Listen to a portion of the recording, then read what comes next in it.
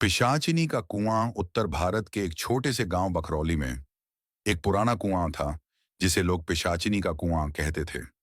गांव के बुजुर्ग कहते थे कि वहां रात के समय कोई नहीं जाता क्योंकि उस कुएं में याचिनी का वास है, एक ऐसी आत्मा जो सुंदर स्त्री का रूप लेकर युवकों को अपने पास बुलाती है, फिर उनका खून चूस लेती है। राजीव दिल्ली से आया, एक युवक जिसने हाल ही में गांव में जमीन खरीदी थी, इन बातों पर विश्वास नहीं करता था। उसने गांव में एक नया फार्म हाउस बनवाना शुरू किया और मजदूरों से कहा कि कुएं के पास भी सफाई की जाए। गांव के लोग मना करते रहे, राजीव बाबू उस कुएं के पास मत जाइए, वहां कोई भला इंसान नहीं जाता।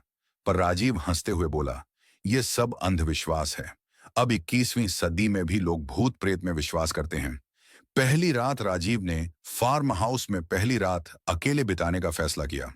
रात के 12 बजे एक अजीब सी ठंडी हवा चलने लगी। खिड़की अपने आप खुल गई और उसे किसी औरत की धीमी हंसी सुनाई दी। जैसे जैसे वह खिड़की के पास गया, उसने बाहर देखा, एक औरत सफेद साड़ी में कुएं के पास खड़ी थी। उसके बाल बिखरे हुए थे और चेहरा साफ नहीं दिख रहा था। राजीव ने आवाज दी, आप कौन हैं? इतनी रात को यहां क्या कर रही हैं? औरत ने उसकी तरफ पीठ घुमाई और बोली, मुझे प्यास लगी है, मुझे खून चाहिए। भयानक मंजर, अगले ही पल वह औरत हवा में उड़ती हुई राजीव की ओर बढ़ी। उसकी आंखें खून से लाल थीं और उसके लंबे नाखून उसके गले में ढंसने लगे। राजीव चीख पड़ा, लेकिन आसपास कोई नहीं था।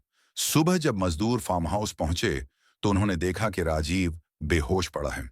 उसके चेहरे पर डर की छाप थी और गर्दन पर नाखूनों के गहरे निशान। राजखुला गांव के पुजारी को बुलाया गया। उन्होंने बताया कि 100 साल पहले वहां एक लड़की चंपा को जिंदा कुएं में फेंक दिया गया था, क्योंकि गांव वालों को शक था कि वो टोटका करती है। मरने से पहले उसने शपथ ली थी कि वो हर उस आदमी को मारेगी जो इस कुएं की शांति भंग करेगा। अंत या नई शुरुआत? राजीव दिल्ली लौट गया, लेकिन गांव में अब फिर से अजीब घटनाएं शुरू हो गईं। रात को बच्चों के रोने की आवाजें, घरों के दरवाजे अपने आप खुल जाना और कभी-कभी कुएं से किसी के गाने की मीठी पर डरावनी आवाज आना। गांव वाले अब भी कहते हैं, याचिनी को चैन नहीं मिला, कोई नया शिकार उसकी राह तक रहा है। दिल्ली लौटने के बाद भी राजीव का मन अशांत था। वह रातों को डरावने सपने देखता। एक लड़की बार बार उसी कुएं के पास खड़ी होकर कहती, मुझे गलत मारा गया, मुझे न्याय चाहिए। राजीव को अब लगने लगा कि चंपा, जिसे सब याचिनी कहते हैं, सिर्फ एक आत्मा नहीं, एक अधूरी कहानी है। उसने तय किया कि वह सच्चाई जाने बिना चैन से नहीं बैठेगा। राजीव की वापसी 2 हफ्ते बाद राजीव वापस बखरौली पहुंचा। इस बार वह अकेला नहीं था।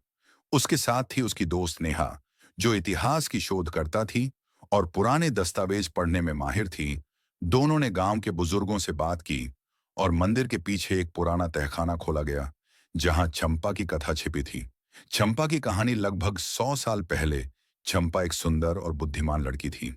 वह जड़ी बूटियों और औषधियों का ज्ञान रखती थी, लेकिन उस जमाने में ऐसी लड़कियों को डायन समझा जाता था। गांव का जमींदार उस पर बुरी नजर रखता था, लेकिन चंपा ने उसका प्रस्ताव ठुकरा दिया।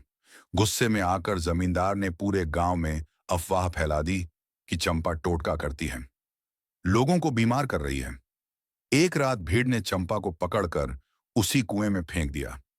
जिंदा मरने से पहले चंपा ने कहा था, जिसने मेरे खून का गुनाह किया है, मैं उसकी संतानों को भी नहीं छोड़ूंगी, और जब तक मेरी सच्चाई सामने नहीं आएगी, मेरी आत्मा भटकेगी।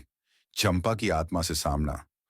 नेहा और राजीव ने रात को कुएं के पास एक पूजा रखी और चंपा की आत्मा से संवाद करने की कोशिश की।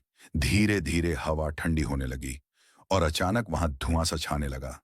कुएं से वही औरत निकली, सफेद साड़ी, लंबे बाल और खून से लाल आंखें। लेकिन इस बार वह चिल्लाई नहीं, बस बोली, क्या तुम मेरी कहानी जानने आए हो या मुझे फिर धोखा दोगे? राजीव ने हाथ जोड़कर कहा, हम तुम्हें न्याय दिलाने आए हैं। हमने तुम्हारा सच सबके सामने लाने का प्रण लिया है। उस रात कुछ नहीं हुआ, लेकिन अगली सुबह गांव की दीवारों पर चंपा की तस्वीरें और सच्ची कहानी चिपकी मिली। किसी ने भोर से पहले पूरे गांव में फैला दी थी। अंतिम मोक्ष। गांव के लोगों ने पहली बार चंपा की कब्र बनाई और उसकी आत्मा के लिए हवन किया। उस रात राजीव को सपना आया। चंपा मुस्कुरा रही थी और उसने कहा, अब मैं आजाद हूं, लेकिन याद रखना, हर औरत जो अन्याय की शिकार होती है उसकी एक याचिनी जरूर बनती। क्या यह अंत था या बस एक चेतावनी? बखरौली अब शांत है, लेकिन हर साल उस कुएं के पास एक छंपा जैसा चेहरा दिख जाता है। वह अब किसी को मारती नहीं, बस सच की रखवाली करती है।